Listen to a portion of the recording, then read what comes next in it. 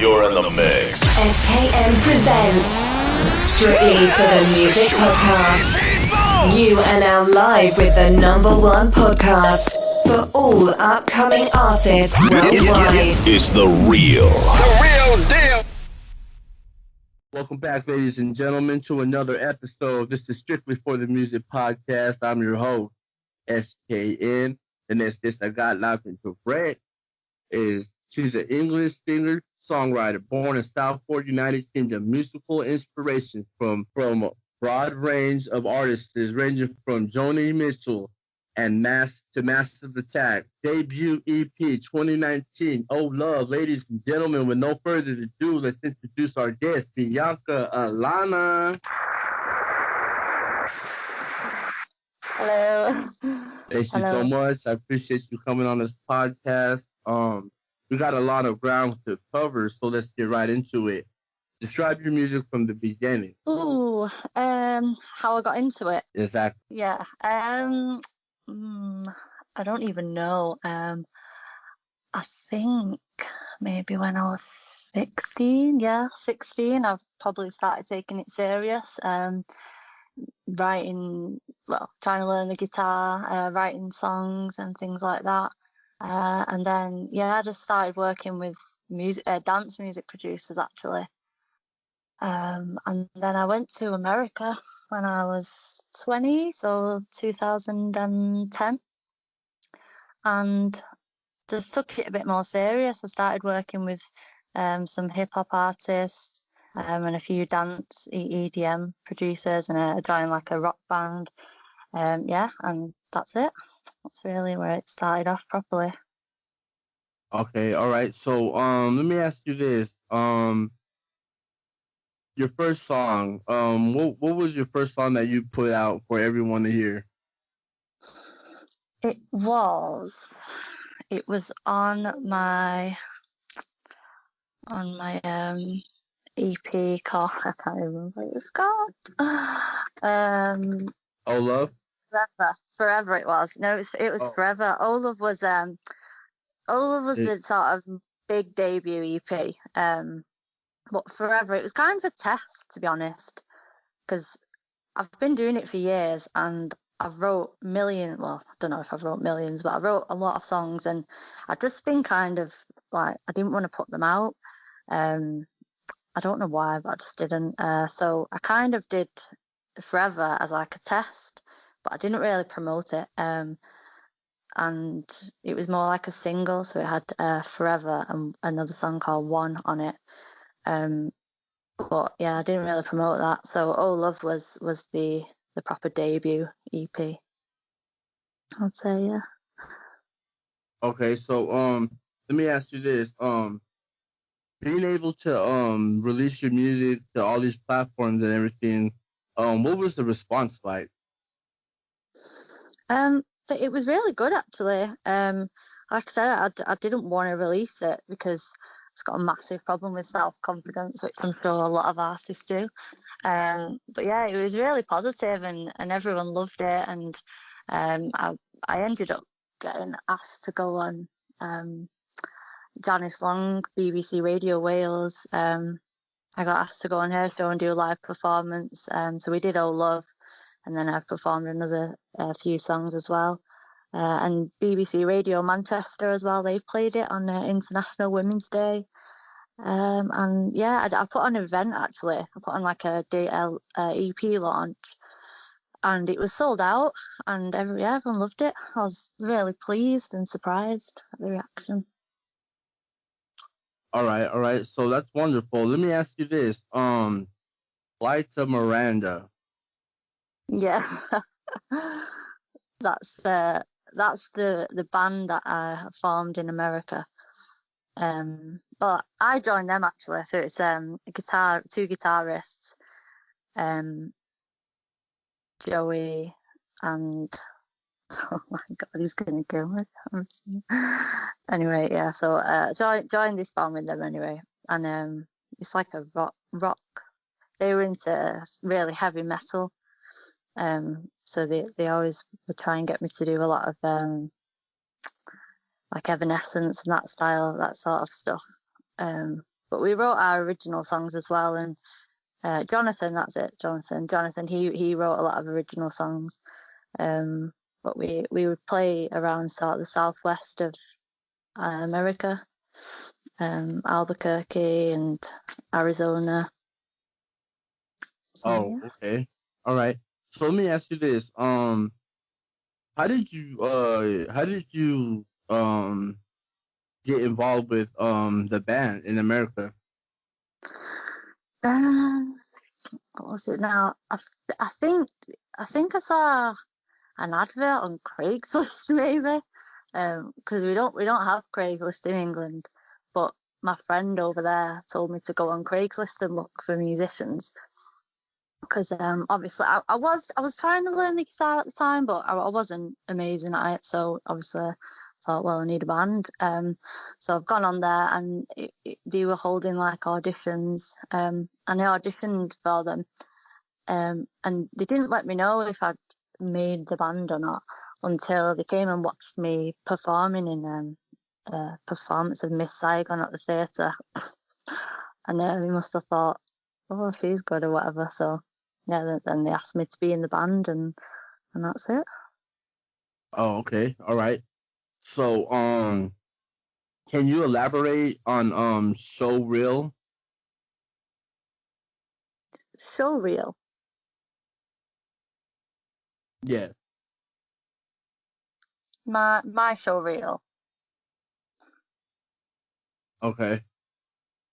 Like, was that like a cover or a music video that you did on your YouTube channel? Which one is that? It says Bianca Blaney So Real at on your YouTube channel. So Real. Yeah. I don't know what that is. I'm not sure if I'm pronouncing it right. It might be. Real. It might be pronounced. So Real. Oh, Yeah. right, So Real. Yeah. All right. Sorry, it's my actor Show Real. That's my real name. My real name is Bianca Blaney. Okay. Bianca Alana is my stage name. So yeah. All right. So so tell us about your first debut EP, Oh Love. Like, how did this project come upon? What were you doing? And what inspired you to make this? So I ended up actually recording it because so right, I came back. It's a bit of a long story. Came back from America, and I was living in England, and I was living in a flat, and somebody set fire to my door of the flat that I was living in while I was in there.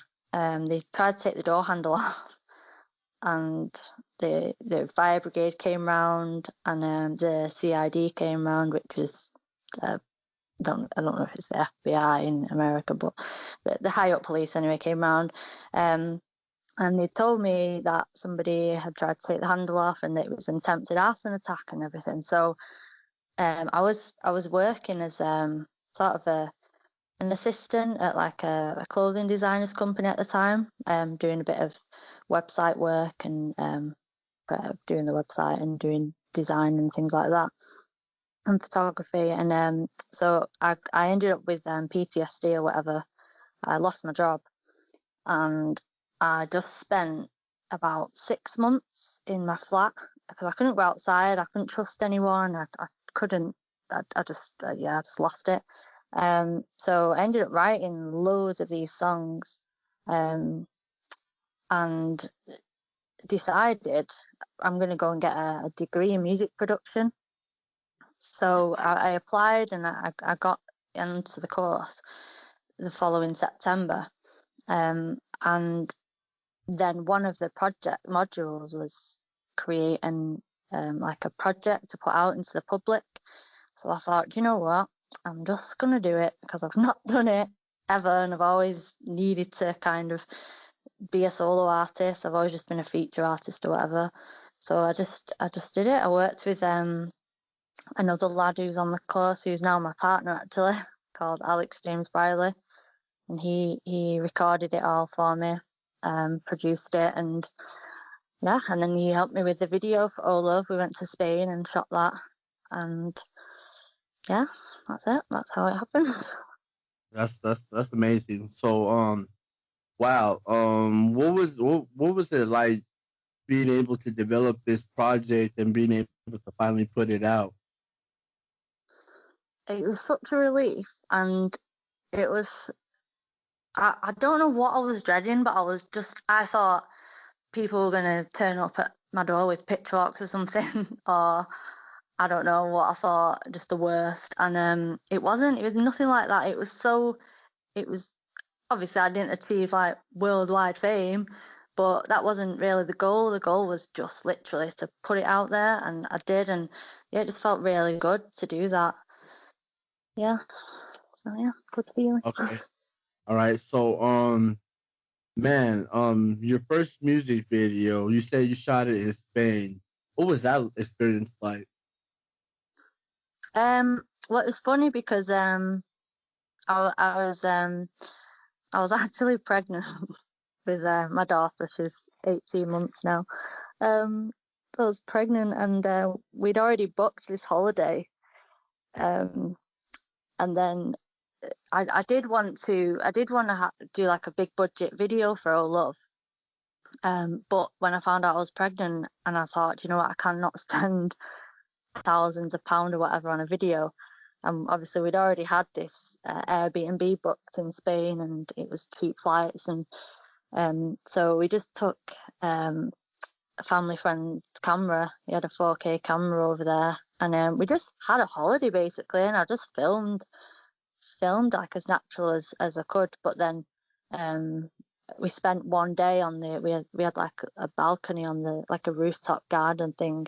We just spent one day with me practically shouting at Alex to get these right shots, and then yeah, we did it, and we probably did it in about 2-3 days. But then I was just over the course of the holiday just videoing bits here and there, and yeah, it was really fun because it was like a holiday but also working at the same time. That's amazing. Okay, so you hit us with Oh Love last year with your official music video, and then after that you come back to I think it was the last 2 weeks you come with Imposter. Now this song I've heard, I haven't watched the music video, but give us elaborate with the audience, let them know what they can expect from this music video. It's all done by me and Alex. I've directed it myself. I've edited it. I've produced it, whatever. But we only released Imposter because, well, we released Imposter because I thought we just need to do it after lockdown. So we'd spent 3 months sort of sitting on the song in lockdown. And I decided, why don't we use this time to do the video? So it's kind of it's like it's based around light, the video, and I can't really explain it the way that I kind of is in my head, but it's trying to use the light as sort of a way of, you know, not hiding who you really are, kind of thing. So in the video, I'm playing with light, and I'm sort of hiding behind the light, but I'm also using the light to highlight my features that I probably would have been scared of or something in the past. And you know, I'm just trying to say, yeah, that kind of talking to my inner imposter, and sort of taking over that and letting the light shine through, I suppose. That's a really confusing description, but All right. So tell us about your first time performing on stage. What was that like? the first time, oh God, do you know what? That was the first time properly.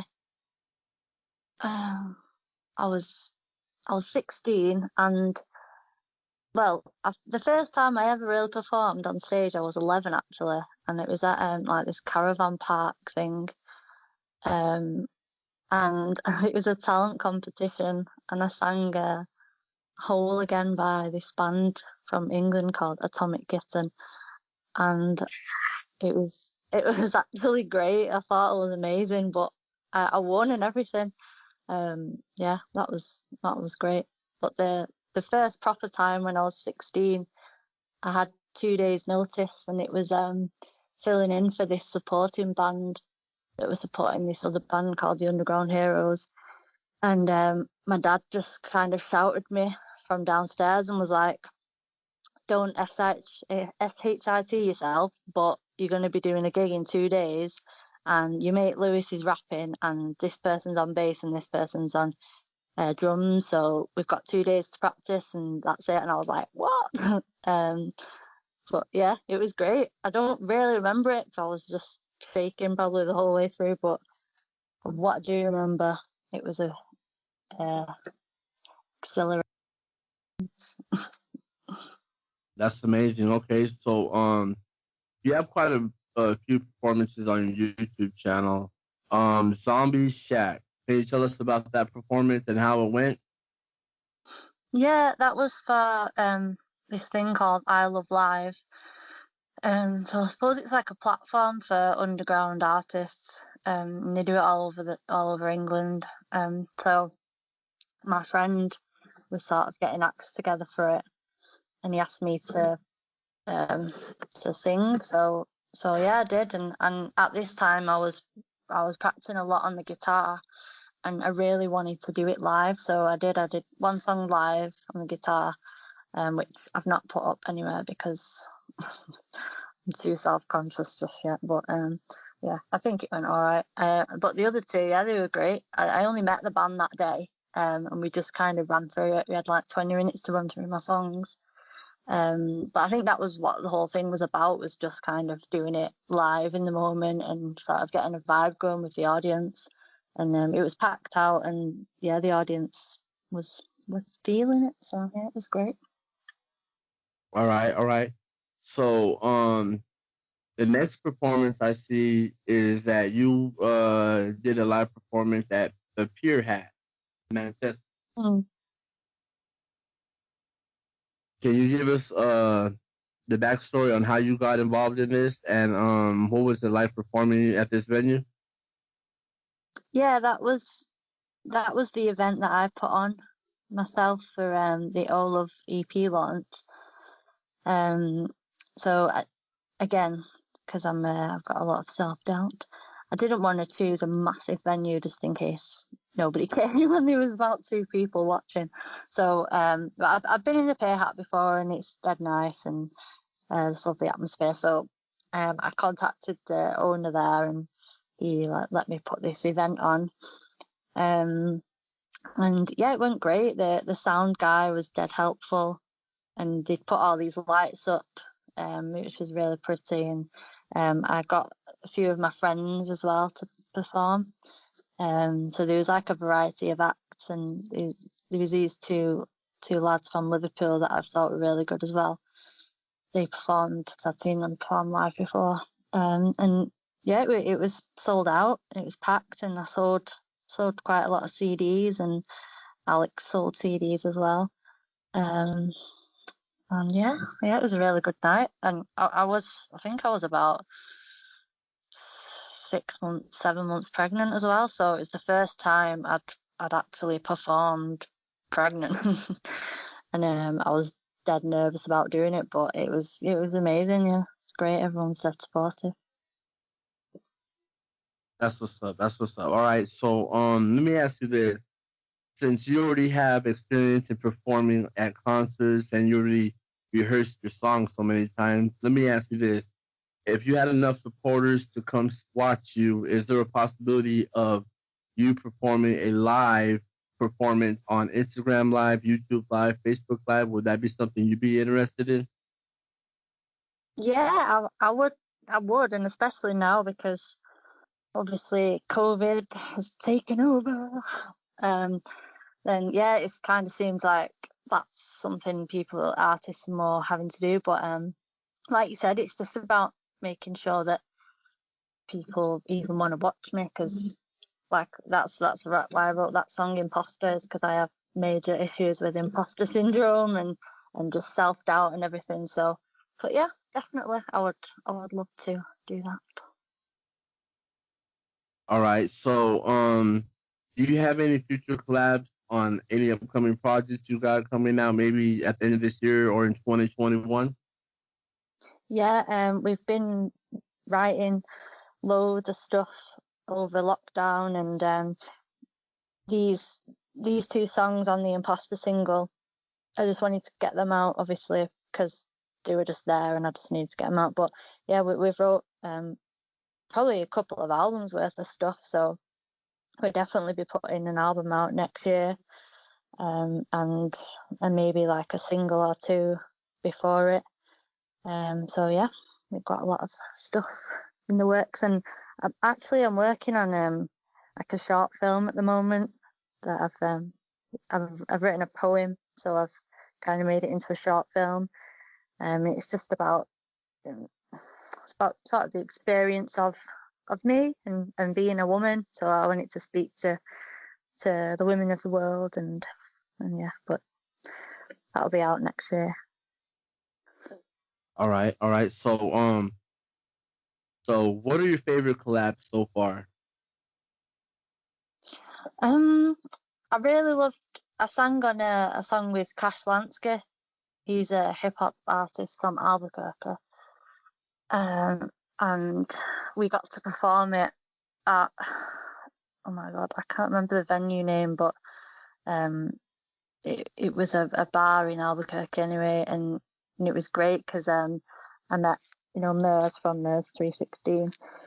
I met him, and it was a really good night, and the whole experience of working with him and Javier, who sort of produced it and produced my vocals and stuff. It was just really fun, and they were just a laugh to work with. So yeah, it's probably been, that's good. And all my songs I sort of collaborate with Alex James Brierley, and it's really good working with him as well, because he knows my style, and he knows sort of when I say, because I'm not a musician, but I can kind of make noises with my mouth and he'll get what I mean, and he always produces great tracks for me, so it's great working with him as well. That's amazing. Okay, so my next question I'm gonna ask you, if you could collaborate with any artist, dead or alive, or any band, who would it be and why?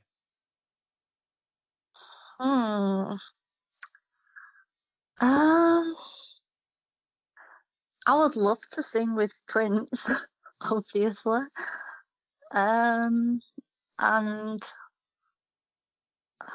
don't know who else, but there'll be some others, but at the moment, Prince is who comes to mind, because he's great, and he doesn't care. He's just free, he's himself. He's so inspiring, and he's a great songwriter. And yeah, Purple Rain's amazing. So. All right, that's dope. Okay, so how are you different from other singers? I don't know. Because I'm me. I don't know how to answer that question. I don't know. I mean, I like to think I am unique, and what I write about is personal to me, and I can't say everybody else in the world has had the exact same experience. So maybe that's the answer. I don't know. That's all right. That's a hard question. All right. Yeah, I asked every artist this, and some people, I don't know. Anyway, so all right. So who is your music targeted toward? I think it's targeted at people that have felt really strong emotion and more towards people that have had sort of, I don't want to say mental health issues, but people that have had a lot of pain. I think that's not on purpose, but I just think the songs that I write, they relate to people on a deeper level. But then on a bit more like a lighter note, just people that love music really, and that love to feel emotion. And I know not all of my songs are upbeat. Imposter's a bit upbeat, but it's still about, for me, it's still about connecting with people that just love music, and that can appreciate art and expression, and sort of being in touch with yourself and your soul, really. All right. So, do you have a favorite bar you ever wrote in a song? A favorite bar I wrote in a song? Yeah, actually, in Oh Love. I'm just trying to think of the exact.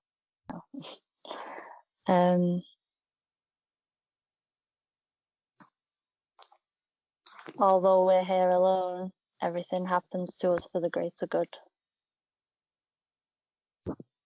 All right. Like a line, not a bar, but it's a message. That's amazing. Okay, so what was that line off of what song? Oh Love. Oh, love. Okay, all right. So let's go over here. Tell us a little bit about growing up. What was it like, your upbringing? It was quite tough, to be honest. From a council estate or whatever you would call that in America. I don't know what you would call that. From the hood, maybe.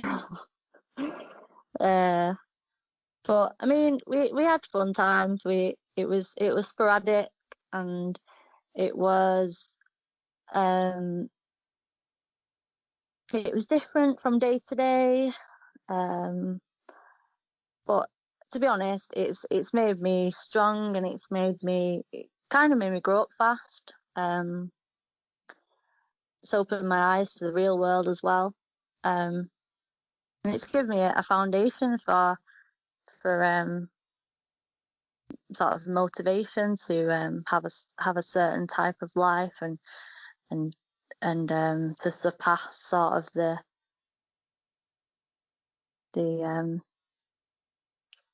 what's the word, sort of get past who I was supposed, I was supposed to have been this person who's come out of, this council estate, and I probably wasn't meant to do well, and whatever. But to be honest, those experiences have given me the drive and the motivation than probably a lot more than people that haven't experienced that, who might have had it really easy childhood. So yeah, not really what you asked me, but sure. All right. So what are your music guilty pleasures? Britney Spears. Britney Spears. Yeah, definitely Britney Spears. Yeah. All right. So let me ask you this. Okay, so if you weren't doing music, what would you be doing?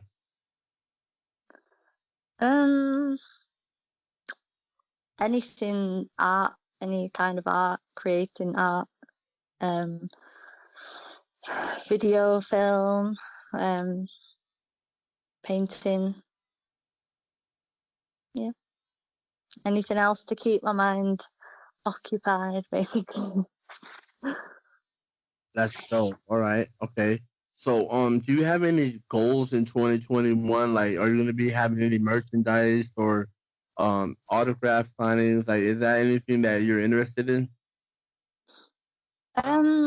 I don't know, I feel a bit big-headed doing an autograph signing. I don't think I'm that important. But I definitely want to put an album out. And like I said, this short film that I'm making, I definitely want that to be a success. So I want to try and put it into some film festivals. And I would love to play, if they're going to be on, at least one festival. And yeah, just a load of live gigs. I just want to have a good year. I just want to bring back the music, really, and see everyone having a good time, and because I know music brings people together, and that's it. That's my goal, to hopefully enjoy the music as much as we can. All right, that's dope. All right, so let me ask you this: best advice you have been given?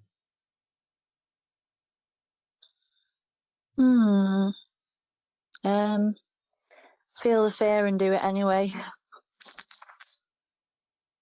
Oh yeah. Would you have? Well, let me ask you this: what would your advice be to any upcoming artists or musicians in England?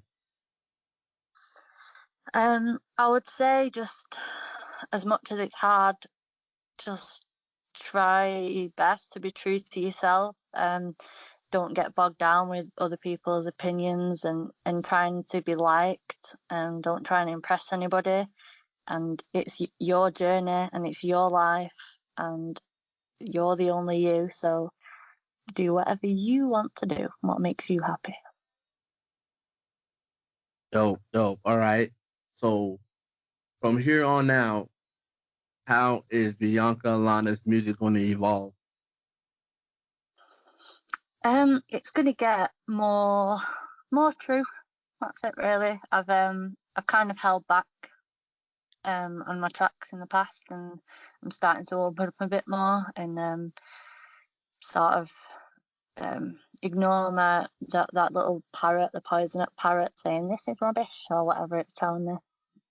So there'll be a lot more vulnerability in there, but it'll be good. I think it'll be more open, and hopefully people will connect with it. All right. So you got any special shout outs you want to give? Just to the world. Peace and love to the world. No, yeah, that's it, really. Anybody that's listening, have